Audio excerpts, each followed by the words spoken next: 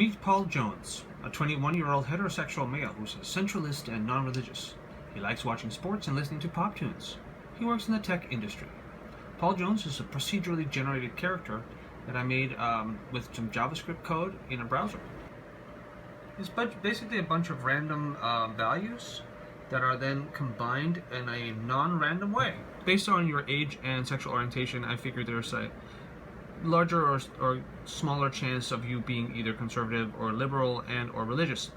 So based on those things, once that's determined, we then dive into determining what kind of hobbies and music you like and which sector you sort of work in. Here we have Anita Russo, 40-year-old homosexual female who is non-political and spiritually open-minded. She likes her electronica and listening to celebrity gossip. And maybe she's a designer or something because she works in the creative industry. So I can keep making these all day long, of course. The idea was to use something like this in either a video game or a procedurally generated novel, for instance, where you combine a bunch of randomly generated things into a randomly generated story.